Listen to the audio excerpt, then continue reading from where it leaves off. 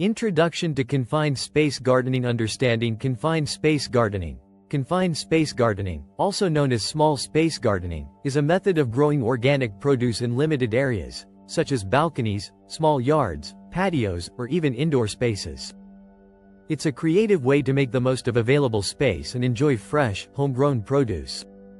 Benefits of confined space gardening. This section discusses the advantages of confined space gardening, including access to fresh and organic produce, reduced grocery bills, and the satisfaction of growing your own food in limited spaces. How much you need to plant per person. Determining the right amount of produce to grow for your family is crucial. It depends on your preferences, garden size, and the purpose of your garden. Let's explore how to calculate your planting needs. Factors influencing planting quantities. The quantity of vegetables, fruits, and herbs you should plant per person hinges on several factors. These include your family's dietary preferences, the layout and size of your garden, and whether you aim to grow for fresh consumption or preservation. Maximizing space efficiency. In a confined space, every inch counts. The first step in your gardening journey is to make the most of the space you have. Think vertically. Consider the empty walls, railings, and balconies as potential garden real estate. Vertical gardening is a space-saving marvel. You can install wall-mounted shelves or hanging planters to maximize vertical space. Imagine a lush green wall of herbs and flowers transforming a dull corner of your balcony into a vibrant oasis. Tiered planters are another clever solution. These stackable planters or shelves create multiple levels for planting. Imagine a tower of colorful vegetables or cascading flowers right on your patio. Container gardening. A space-saving solution. If you're looking for a versatile and space-efficient gardening method, container gardening is your answer. Containers come in various shapes and sizes, making them suitable for any confined space. Whether it's a small patio, balcony, or even a sunny windowsill, containers can turn any area into a productive garden. When choosing containers, consider the needs of your plants. Larger containers are suitable for deep-rooted vegetables, while smaller pots are perfect for herbs and flowers. Make sure your containers have proper drainage to prevent waterlogged roots. Vertical gardening techniques. Vertical gardening isn't just about saving space, it's also visually stunning. Imagine a lush green tapestry of plants adorning your walls. The possibilities are endless, and here are some techniques to consider. Trellises and stakes. Many plants, such as beans, cucumbers, and tomatoes, can be trained to grow vertically. Install trellises or stakes to support their upward growth. Not only does this save space, but it also makes harvesting a breeze. Wall gardens. If you have a blank wall or fence, consider turning it into a living masterpiece. You can attach pockets or planters to the wall to create a vertical garden. Fill these pockets with a variety of plants to add texture and color to your outdoor space. By thinking vertically, you can transform your limited space into a thriving garden. These techniques not only maximize your gardening area but also create a visually appealing environment. How much you need to plant per person. When embarking on a confined space gardening journey, understanding how much to plant per person is the first step towards a successful harvest. Your planting quantities will vary based on what your family loves to eat, the size of your garden, and whether you intend to enjoy fresh produce during the growing season or stock up for the winter months.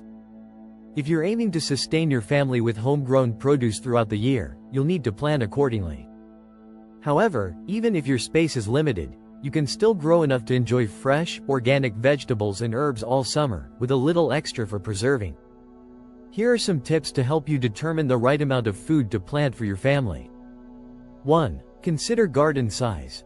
Your garden size is a limiting factor, but you can optimize planting by choosing vegetable varieties that mature at different times. This way, they won't compete for space, and you'll maximize every square foot of your garden. 2. Cater to preferences.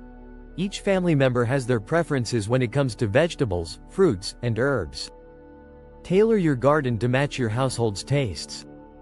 For instance, if you're known for devouring basil and tomatoes during the summer, allocate more space to these favorites. 3. Timing is everything. Think about the ripening schedules of your chosen crops. It's impractical to have a glut of ripe produce all at once. Select vegetables, fruits, and herbs with staggered harvest times to ensure a steady supply rather than a surplus. 4. Plan for contingencies. Gardening is susceptible to disruptions, including weather, pests, diseases, and frost. To hedge against unexpected setbacks, consider planting a bit more than your regular consumption. Plus, generous neighbors might appreciate the extra bounty. 5. Containers for control. Some plants, like tomatoes, potatoes, and summer squash, have a penchant for taking over. In confined spaces, consider growing these in containers to manage their growth. Determining the precise quantity of each vegetable to plant can be challenging, especially for novice gardeners. It's a process that evolves with experience. Factors like space requirements, growth patterns, and successional planting all come into play. As you gain experience, you'll fine-tune your planting to match your family's needs and your available space effectively. Here is a guide indicating what you would need to plant for a 1-year supply of produce. It will help you to plan your seasonal planting. General guidelines for a year's supply per person. 1. Tomatoes. 5 plants. 2. Peppers. 5-6 plants. 3. Lettuce and greens. Plant a few succession crops to have a steady supply, around 20-30 plants. 4. Cucumbers. 2-3 plants. 5. Onions. 40-50 bulbs or plants. 6. Potatoes. 10-20 plants, depending on yield and consumption. 7. Carrots. A row of about 10 feet should be sufficient for fresh eating and preserving. 8. Beans, bush or pole, around 10-20 plants. 9. Peas. A row of around 10 feet. 10. Squash. 2-3 plants of each type, summer and winter squash. 11. Herbs. 1-3 plants of each variety, depending on use and yield. 12. Berries. Varies widely, but a few bushes of each type should provide a decent yield. 13. Fruit trees. Depending on the type and yield, 1-3 trees of each desired variety. 14. Grains.